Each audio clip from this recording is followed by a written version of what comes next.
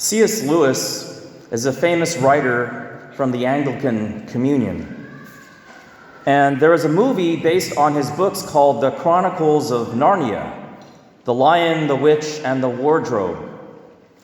And there's a scene from The Lion, the Witch, and the Wardrobe where one of the main characters, his name is King Peter. And King Peter is looking out over this hill, getting his soldiers ready for battle against this larger force. And the scout comes to report to the king, and the scout says, "They come, your majesty, in numbers and weapons far greater than our own."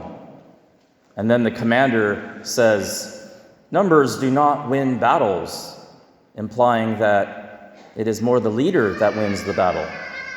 The High King Peter the Magnificent then replies, "No, but I bet those numbers really help." Those numbers, the flock, the sheep. Jesus is the Good Shepherd, as we hear in today's readings. So today, in this homily, I'm going to focus on two main areas. Number one is, how do we follow Jesus, the Good Shepherd? And how do we help others follow Jesus, the Good Shepherd? And if we focus on Jesus saying, "I came that they may have life, and have life more abundantly," we can reflect on Jesus being the shepherd of the world. So I'm going to go, first of all, by the numbers. And if we have to look by the numbers, even though they don't become the center focus, they still help us. And if we look at the state of the church and in the state of the world, we look in the membership in the Catholic Church, we have in our family 1.3 billion members in this flock. If you add our Protestant brothers and sisters, which is a little bit more than half a billion, that comes to 2 billion Christians following Jesus. 2 billion in a planet of about 8 billion people. Now, what does this tell us by the numbers? That means in the whole world, right now, 2,000 years after the gospel is proclaimed, only 1 out of every 4 people on the planet are following Jesus. Only 1 out of 4. That's a small number. That means we have our work cut out for us. We might be tempted to look around the church and say, "Wow, this is a lot of people." We might be tempted to look at the Catholic Church and say, "Wow, 1.3, that's a lot of people." But if you think about it, 2 billion followers of Jesus out of 8 billion on the planet, Jesus has very few people following him. Jesus has few friends. And yet he is the one that tells us, "I'm the one that comes to give the fullness of life." To bring the fullness of what it means to live, to bring the fullness of life on earth and life in heaven. And so we have our work cut out for us. Jesus, who said, "I am the gate.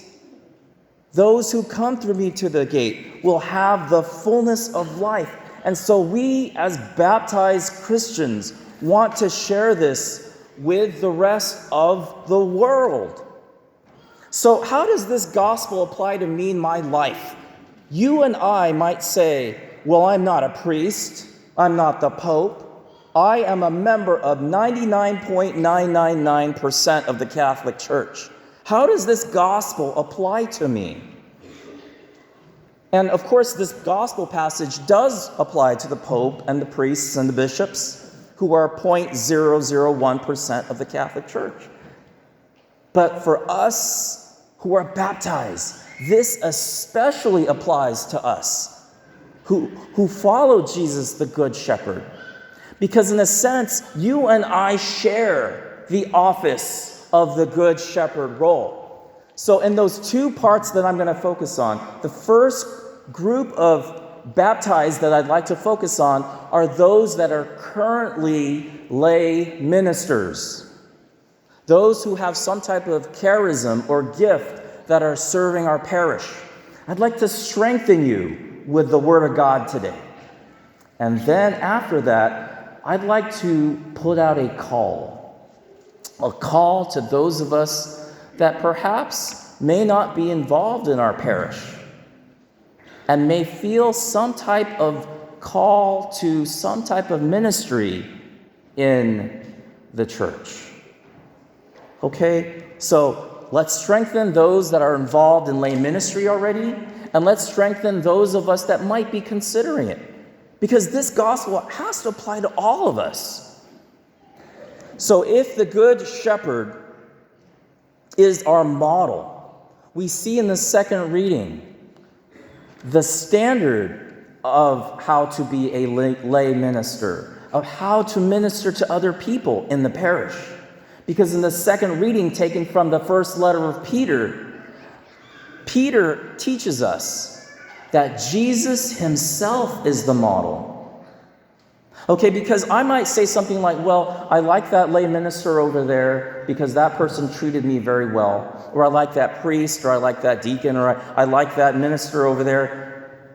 This passage from the Bible is grounding us not in the human ministers, but in Jesus himself. Because the human ministers will fail us, all of them, in some way. So we're Catholic because of Jesus, not because of the Pope and the priests or the lay ministers, however great they are. It's because of the Good Shepherd. And that comes from the first letter of Peter. Now, here's another way to strengthen those of us who are very active in church life. We have to, I would propose, have a hierarchy of priorities. God is the highest of that. Then our home life. Then our work or our school or our retirement. And then our ministry. God, home life, our work or retirement, our school, and then ministry. God has to be the center of this focus of why one does lay ministry. So, that means, notice, I didn't say you have to have the perfect home life. I just said you have to have some type of strong home life. And if it's not strong, then we are constantly in need of working on that family life. Because we cannot give what we do not have, as St. Thomas Aquinas says. Jesus said, the sheep hear his voice. And how do we hear his voice? By following Jesus himself. By having that foundation of God as the center. We might think, well, I should not be focusing on my family life or my home life or my work life if I'm going to serve others. Yes, but by putting God in the center of home life, of work life, our retirement, everything else will follow from that. And the center of this, thirdly, is the Eucharist. And as we here are focusing in the United States on a Eucharistic revival, we're once again called to keep the Eucharist at the center. This is what makes us unique as lay ministers who are serving the church. Because the Eucharist, as the Second Vatican Council teaches us, is the source and summit of the Christian life. If Jesus is the Good Shepherd, the shepherd feeds us. And how does the shepherd feed us? He feeds us through the Holy Eucharist. He feeds us with his very self.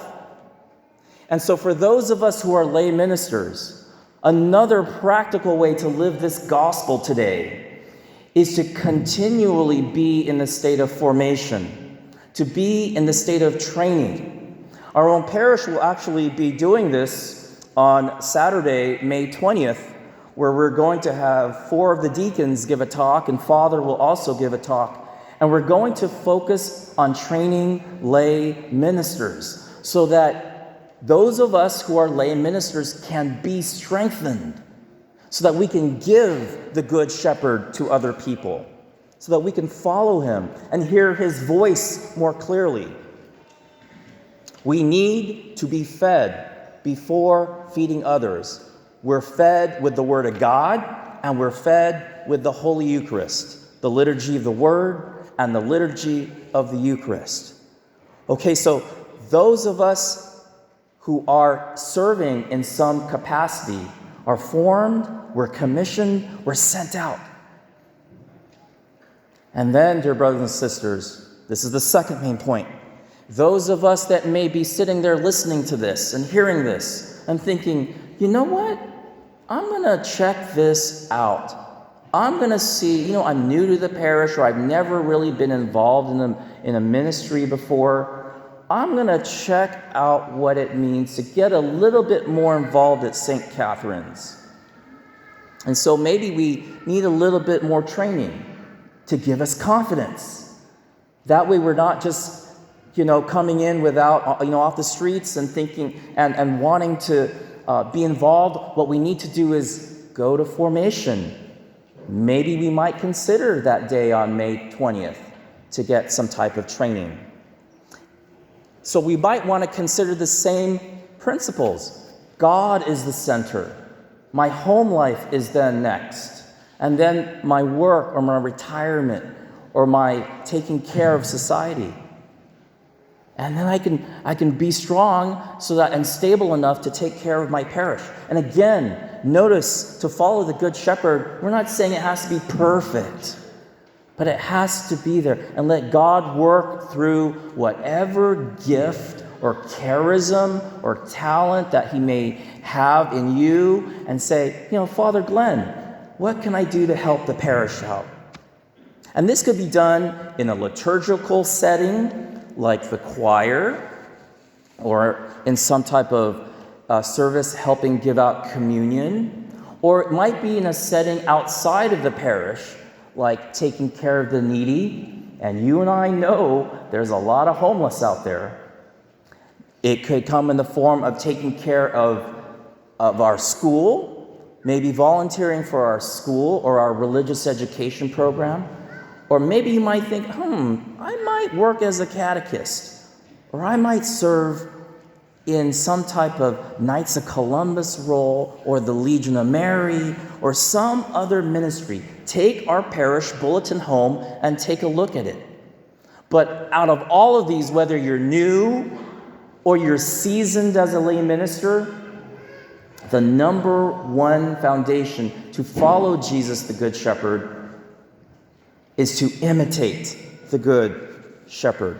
What gifts do we have to discern, to bring to the church? And finally, dear brothers and sisters, as I said earlier, by the numbers, we have a lot of work to do for us, to go out and bring the gospel to other people, to invite others to follow Jesus, the Good Shepherd. And as many cardinals and bishops have said, we are around different parts of the world, we have a priest shortage. So it's not just on Father. How can we encourage priestly vocations? We can encourage priests themselves who are going through a lot. We can encourage seminarians. If we have a vocations cross, consider taking the vocations cross home and praying for vocations. Where is God leading you? Because if you are baptized, no matter what, you and I have some type of call. And that's the consciousness I want to raise here. It's our baptism. It's not ordination. It's our baptism that commissions us. It's our baptism that is our training. That's first and foremost. And so by the numbers, those numbers, they may not win battles. They may not be important, but they sure do help. And dear parents, if there's a way for us to encourage our children to consider the priesthood and religious life, to pray for vocations on this Good Shepherd Sunday, Be willing to invite good candidates to the priesthood personally. Hey, go up to a young person and say, hey, have you thought about the priesthood? Have you thought about being a sister? Have you thought about this or that? I want to invite you. So even offering our own kids, they have to come from somewhere. So on the one hand, I'm not overly concerned with numbers, but they do help. Because in closing, Jesus said, I am the gate. Whoever enters through me will be saved and will come in and go out and find good pasture. Jesus is the good shepherd who lays down his life for his sheep.